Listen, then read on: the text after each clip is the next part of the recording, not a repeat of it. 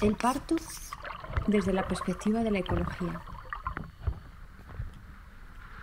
Estudiar el parto desde la perspectiva de la ecología es la forma más adecuada para aprender en las aulas, porque permite comprender la importancia que tienen las condiciones ambientales y su influencia para facilitar o interferir su fisiología. El parto solamente se estudia en biología de tercer curso de secundaria y los textos escolares presentan conceptos erróneos sobre la episiotomía, el corte del cordón, imágenes de mujeres de parto tumbadas, cuando es la posición que más dificulta el parto, o separadas de sus bebés recién nacidos que toman biberón en vez de mamar del pecho de su madre. En el trasfondo de los textos se asocia la experiencia del parto con dificultad, riesgo, sufrimiento y enfermedad. No es casual que así sea, porque desgraciadamente así es como lo han vivido muchas mujeres y en el imaginario colectivo de nuestra sociedad persiste arraigada la creencia de la maldición bíblica: parirás con dolor. Sin embargo, otra forma de parir y nacer es posible, y este ha sido el objetivo esencial que he pretendido mostrar a mis alumnos y alumnas a lo largo de más de 3 décadas. Por suerte, cada vez son más mujeres, también en nuestro país, las que disfrutan de partos saludables y gozosos, porque se informan, se preparan y encuentran profesionales que saben cómo acompañar, respetando el ritmo propio de cada mujer y siguiendo las recomendaciones que ya desde los años 80 del siglo pasado lleva dictando la Organización Mundial de la Salud sobre el parto y el nacimiento. Sin embargo, en España han tenido que transcurrir más de 30 años para tener en cuenta que dichas recomendaciones sea necesario suscribirlas como buenas prácticas. Por fin, en el año 2007, se presentaron en el documento de la Estrategia de Atención al Parto Normal, impulsada desde el Ministerio de Sanidad.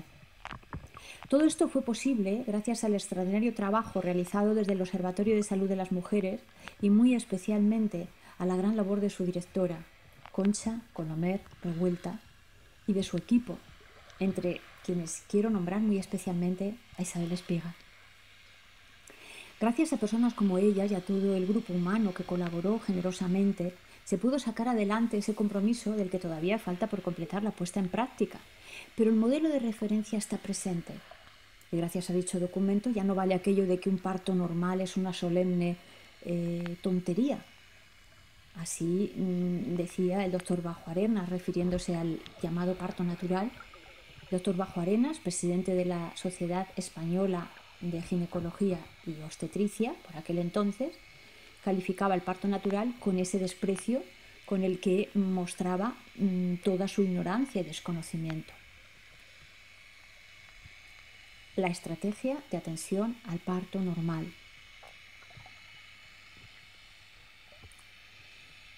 La estrategia de atención al parto normal propone revisar las prácticas actuales en la atención al parto, eliminar intervenciones innecesarias e incorporar nuevas alternativas a las ya existentes.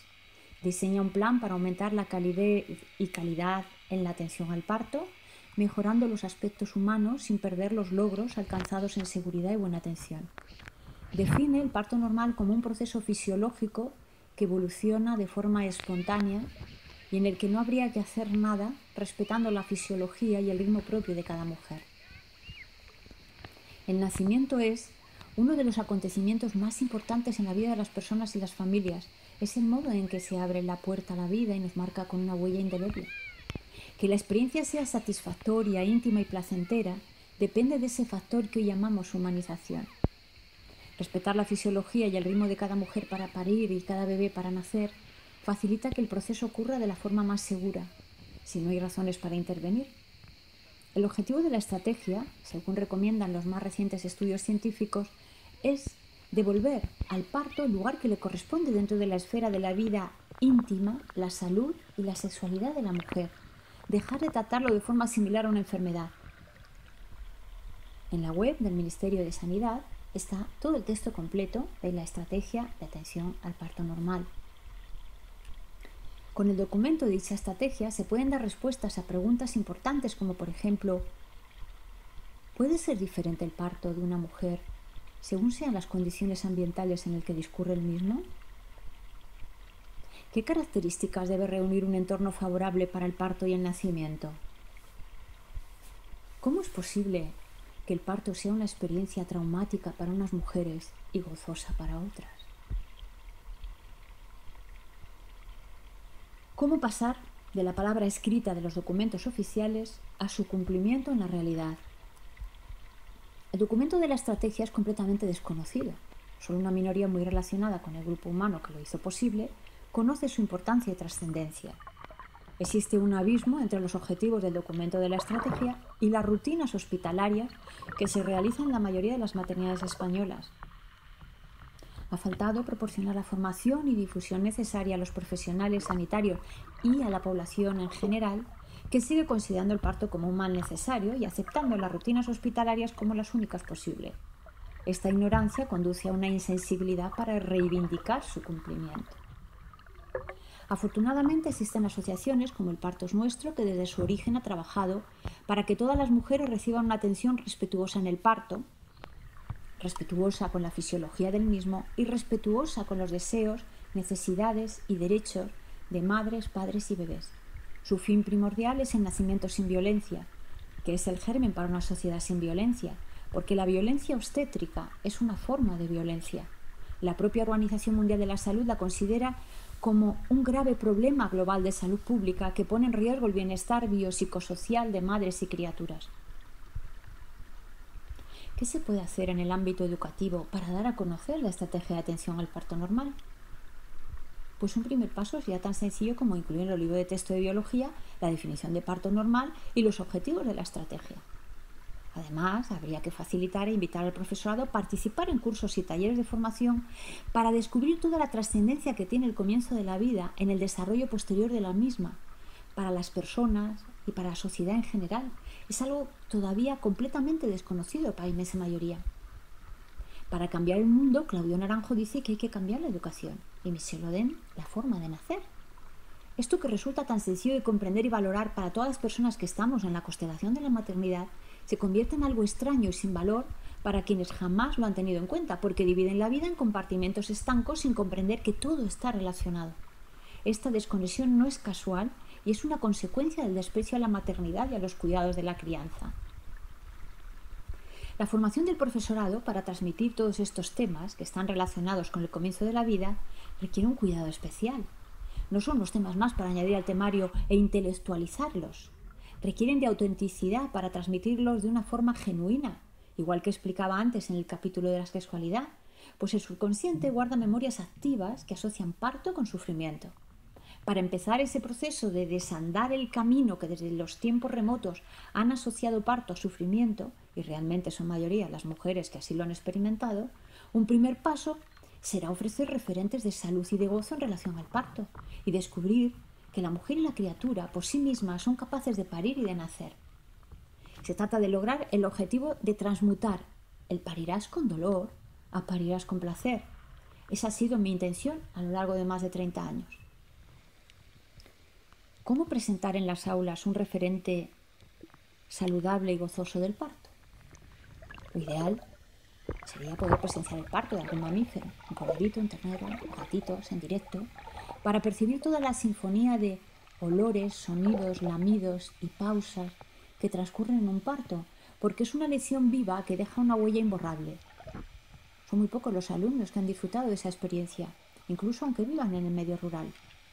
Yo siempre cuento que de niña presencié el parto de una vaca y el nacimiento de un ternero en la propia cuadra, y ese recuerdo me ha acompañado toda la vida.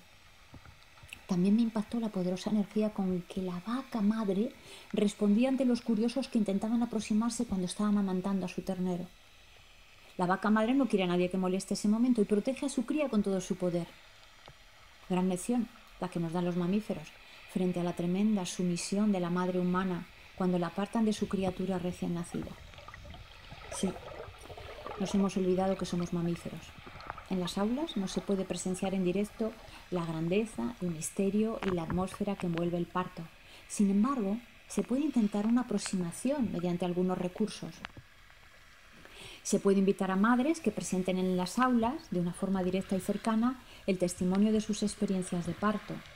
Tienen muy buena acogida por parte de las alumnas y alumnos, deja una huella de autenticidad, da excelentes resultados. Y todavía es mejor acogida si la madre ha sido antigua alumna del centro, como Maite Orihuela, gran comunicadora, que presentaba su experiencia de madre enlazando con su etapa como estudiante en el instituto. Su testimonio titulado Sí, encontré el placer se puede leer en el blog mariajesusblázquez.com. Mediante una serie de preguntas y respuestas, la guía educativa Bebés y cachorros, los humanos también somos mamíferos, de la que soy autora, ofrece diferentes momentos de la vida de elefantes, delfines, ballenas, jirafas, cebras, osos polares, bonobos, que no están presentes en los libros de texto. Sus características de la reproducción, cópula, fecundación, gestación, el parto, las comadronas de delfines y elefantes, lo que hacen con la placenta después del parto, el papel de los machos y del resto del grupo durante el parto, la bienvenida a la cría, la duración de la lactancia, las características que tiene su leche, el cuidado a las crías, a los enfermos y heridos. La finalidad de esta guía es recordar simplemente eso: somos mamíferos. El recurso más utilizado son sin duda los vídeos de partos. Sin embargo, las imágenes de parto por sí solas no darán frutos si no se acompañan de ejercicios de observación y reflexión. Recomiendo seleccionar fragmentos de vídeos de unos 15 minutos de duración como máximo. En la guía La ecología al comienzo de nuestra vida se ofrecen actividades para realizar con los vídeos de los que hablaré a continuación. Porque ver imágenes de un parto facilita su conocimiento. Para Michelle Oden, preservar la intimidad durante el parto es una prioridad y hacer fotos y grabar vídeos altera esa privacidad tan necesaria. Sin embargo, han sido imprescindibles reunir y ver un buen número de grabaciones que muestran imágenes explícitas del momento de nacer el bebé para contemplar la capacidad de la vulva para distenderse sin necesidad de realizar ningún corte. Esto ya se conocía desde los años 80 del siglo pasado, pues no había ninguna base científica para la práctica de la episiotomía. Sin embargo, todavía hoy son muchas las personas que desconocen que se trata de una mala práctica y de una forma de mutilación femenina, como la calificaba el Dr. Barnett, director del área de salud materno-infantil de la Organización Mundial de la Salud. Es lamentable que en los libros de texto se siga afirmando que la episiotomía es necesaria. Este fallo persiste y aunque en varias ocasiones me he molestado en escribir a las editoriales de los libros, no dio ningún resultado. Un poco de historia sobre los vídeos de partos entre el año 1985 y el año 2009. Recuerdo con afecto el único vídeo de parto que se podía mostrar en las aulas allá por los años 80. Me refiero al parto de Sally, que transcurría en una maternidad inglesa, todo un referente de buenas prácticas, un ejemplo a seguir porque cumplían las recomendaciones de la Organización Mundial de la Salud. Unos años después, el vídeo Partos en Holanda mostraba durante unos 10 minutos el tramo final de los partos de 4 mujeres holandesas en su hogar. Sus imágenes revelan la naturalidad y fluidez con la que nacen las criaturas cuando el parto es respetado, el poder y fortaleza de la mujer, el brillo de los ojos del recién nacido, la primera mirada y el primer abrazo entre madre y criatura, el intercambio de miradas entre el padre y la madre, toda esa danza amorosa que sucede durante los partos cuando no se interfiere con medicalizaciones innecesarias. Son 4 partos, 4 nacimientos que al verlos cambia y subsana el imaginario del subconsciente. El corto de Isiar Boyain, Por tu bien, es una obra maestra que refleja con buen humor y acierto todas aquellas prácticas o rutinas hospitalarias contrarias a la fisiología del parto. Por su brevedad y riqueza de detalles es muy apropiado en el aula. Además, el protagonista es un hombre de parto, lo que permite resaltar mucho más todas esas prácticas innecesarias que interfieren y dificultan el parto y el nacimiento. La primera vez que se emitió en televisión española un programa sobre el parto fue en 1996 dentro del programa Línea 900. Y 10 años después, Documentos TV emitió De parto. Es el mejor documental hasta la fecha que muestra la realidad sobre la situación del parto en España. Durante muchos años, y gracias a la generosidad y valentía de Azucena Baños, pudimos aprender una lección viva de fisiología gracias a la grabación de su parto en el vídeo La joven Wanda y el parto de Azucena. Todo un referente de buenas prácticas y una experiencia real en nuestro país, pues el parto sucede en la Clínica Acuario. Y en la actualidad, el mejor centro de recursos sobre el parto está en la página web de la asociación El Parto es Nuestro, que además ofrece documentos institucionales, plan de parto, testimonios de madres, etc. Para tener en cuenta por su interés antropológico, incluyo la referencia al documental Le Premier Cri y el parto sereno, suave e íntimo de una madre que emite sonidos de canto prenatal en Net Enchanté. El parto es un acto sexual, dice Casilda Rodríguez. El nacimiento es un acto sexual que se realizaría con la máxima gratificación del placer para las criaturas humanas si la sexualidad de la mujer que pare no estuviese destruida.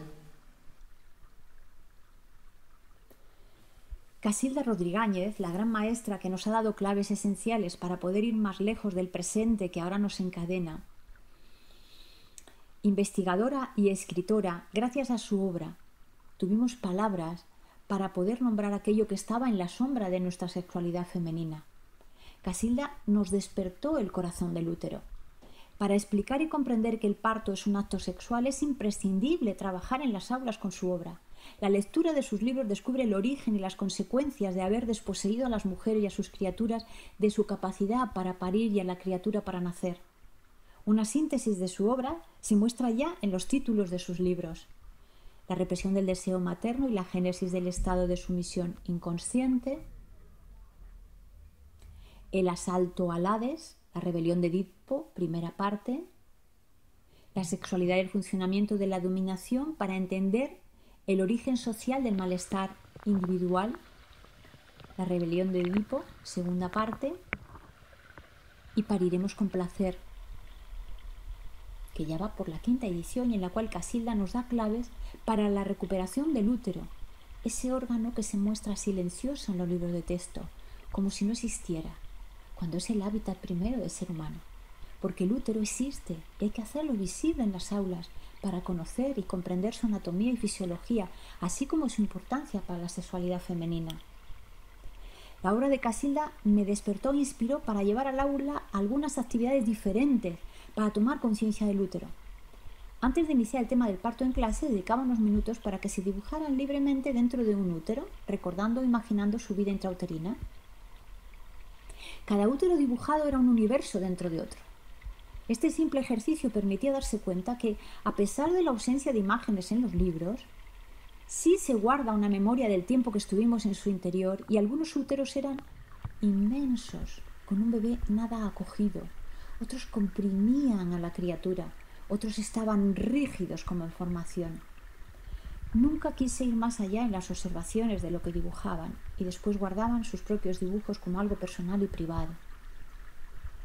Otro de los ejercicios consistía en elegir una de las representaciones simbólicas del útero y la sexualidad femenina durante el Neolítico, consultando en la web de Casilda Rodríguez, en la que también se puede descargar gratis todos sus libros, artículos y presentaciones en PowerPoint, con cientos de diapositivas.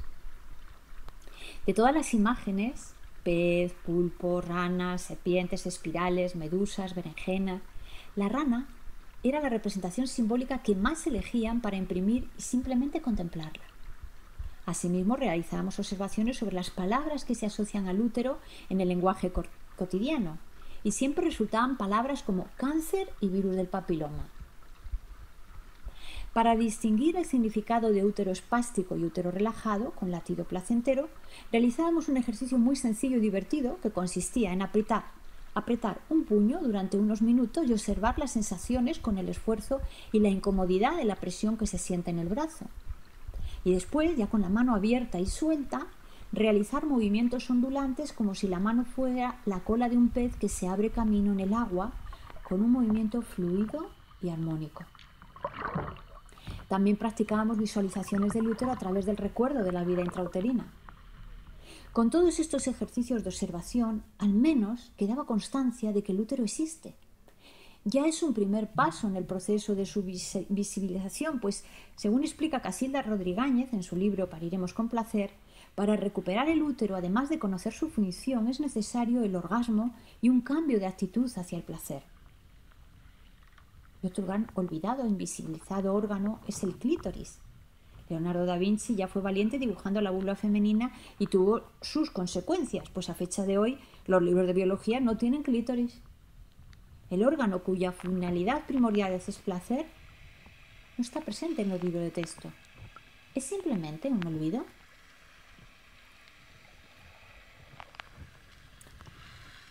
Para sanar la memoria atávica asociada al parto, recomiendo la película Partos orgásmicos, del año 2009. Muestra la naturaleza íntima del parto y nacimiento, así como la importancia de un ambiente sereno y amoroso para facilitar la capacidad natural de la mujer para parir gozosamente y la de su bebé para nacer. El documental, producido por la educadora prenatal Debra Pascal Libonaro, ofrece imágenes reales del proceso de parto de 11 parejas. Uno de esos partos es el parto de Amber, que ha tenido una gran repercusión en todo el mundo porque vivió una experiencia de parto orgásmico. Algunos fragmentos de la película tienen gran potencial didáctico y transformador para abandonar la maldición bíblica del parirás con dolor y comprender las causas por las cuales unas mujeres pueden gozar en el parto y otras padecen sufrimiento. Se da la coincidencia que las mujeres que han tenido partos gozosos son mujeres que también disfrutan de una vida sexual plena. La experiencia de Amber no es única. Ya dejaron constancia de que las mujeres pueden tener partos gozosos e incluso orgasmos Serrano Vicens y Merelo Barberá. Y gracias a la película Partos orgásmicos se han visto imágenes de mujeres que muestran estados de alegría y sensualidad que revolucionan y desmitifican para siempre la imagen del parto asociada a dolor y sufrimiento. Como dice la matrona Elizabeth Davis, la capacidad de la mujer para sentir placer físico durante el parto ha sido el secreto mejor guardado. Tanto se ha ocultado y silenciado que muchas personas argumentan que no existe. Sin embargo, las mujeres han comenzado a expresarse libremente y ya no se puede negar. Y en la actualidad ya es posible ver a otras mujeres con experiencias de partos orgásmicos que generosamente muestran en Internet. Gracias a todas ellas, porque contribuyen a sanar la memoria colectiva respecto al parto. Para reír y no olvidarse jamás de que el parto es un acto sexual, porque el humor es una de las formas más inteligentes para darse cuenta de las cosas, así ha sido como se ha elaborado el corto titulado ¿Cómo sería el sexo si fuera como un parto?, para demostrar qué sucedería en el acto sexual si se tratara en el ámbito hospitalario de la misma forma que se hace con el parto. Muestra todas las rutinas e interferencias que se realizan en un parto hospitalario y se hacen mucho más evidentes al tener lugar sobre el coito. Algunas reacciones, investigaciones y creaciones de alumnas y alumnos. Las reacciones más intensas que han tenido tanto las chicas como los chicos han sido las del momento de nacer el bebé. Está claro que se produce una conexión con el propio nacimiento. Me fascinaba observar la expresión de sus rostros, sus gestos, las exclamaciones, sus manos con los puños cerrados o ver cómo iban escondiendo su rostro dentro del cuello de su jersey, como si estuvieran ellos o ellas mismas naciendo en ese momento. También había quien tenía náuseas, incluso algún mareo viendo la escena del corto de Itziar Boyaín, justo en el momento en que a Luis Tosar, el hombre de parto, le van a practicar la episiotomía. No se ve la imagen, pero el médico pide unas tijeras. Ahí está el arte de Itziar Boyaín, que sin mostrar la imagen causa un impacto mayor y además se intensifica la impresión por ser un hombre el que está pariendo. Pues si fuera una mujer se asume que tiene que ser así. Después de ver varios partos, iban desapareciendo las reacciones intensas, como si se fueran reconciliando con lo que veían en imagen o fueran sanando su propio imaginario. Lo mejor de todo era el momento de asombro y silencio, ese momento mágico que tiene lugar cuando el bebé y su madre se encuentran la mirada, o cuando se ve reptando al recién nacido hasta encontrar el pecho de su madre y empieza a mamar. Me gusta mucho contemplar las expresiones de chicos y chicas, cómo pasaban del asombro y el encogimiento en las últimas contracciones a la expresión de infinita ternura ante la criatura recién nacida. Después les invitaba a que eligieran entre varias formas de investigación según sus preferencias, preguntando cómo fue su nacimiento y el de sus padres, a su madre, padre, abuelos, para comparar los cambios que se habían producido entre las generaciones. El referente de las preguntas eran los puntos de las recomendaciones de la Organización Mundial de la Salud, y naturalmente la mayoría de sus nacimientos se habían realizado con prácticas no recomendadas por la estrategia de atención al parto normal. También podían elegir la opción de jugar a reporteros, acudiendo a los hospitales de Zaragoza, y hubo varios grupos que hasta presenciaron partos, porque tuvieron la gran habilidad de pasar como estudiantes de enfermería en prácticas. Esto sucedió hace más de 20 años. Incluso alguna vez a un grupo de 3 chicas, una de las cuales hoy es matrona y otra médica, les facilitaron expresamente que pasaran a ver un parto, porque la madre dio su permiso. La mayoría elegía entrevistar en el hospital a la madre y a las familias. Otros preferían entrevistar a profesionales, matronas del centro de salud, también alguna matrona de parto en casa, o acudían a los encuentros de madres organizados por la Asociación Vía Láctea.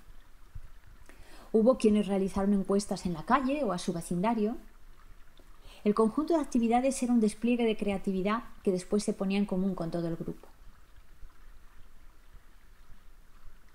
El parto y el nacimiento son actos sagrados. Imposible demostrar con las herramientas habituales que el parto es un acto sagrado. Ahora sí, se puede decir que estaríamos ante la creencia y por lo tanto no precisa demostración. Me parece importante tener presente la dimensión sagrada del parto, porque siempre es y está en todos los partos. Si no sabemos qué somos, de dónde venimos ni a dónde vamos, ¿cómo no va a ser un misterio oceánico la dimensión sagrada del parto y el nacimiento? Solo se puede expresar y compartir con el arte, la música, la poesía.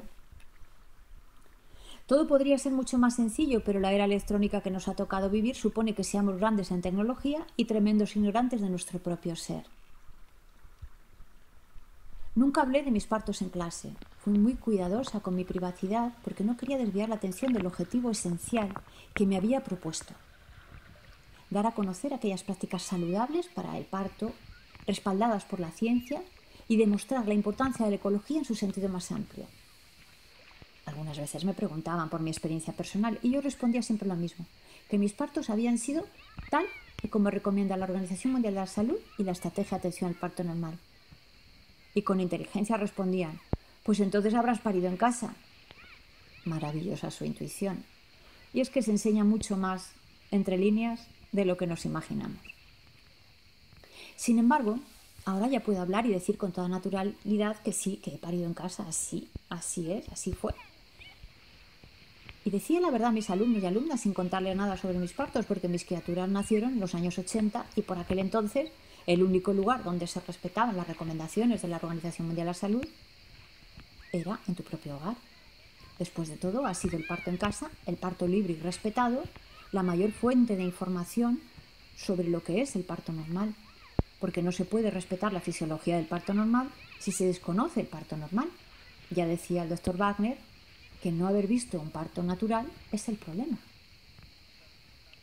Tampoco hablaba en clase de una forma directa sobre mi consideración hacia el parto y el nacimiento como actos sagrados, pero sé que eso ha estado presente entre líneas, porque al final no es tanto lo que decimos, sino lo que sentimos mientras decimos.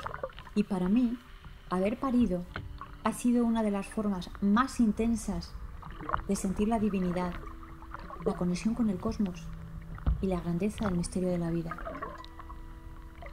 Vivimos acorazados y con temor a pisar los límites, pero así es esa prudencia que te lleva a no abrir demasiado tu corazón.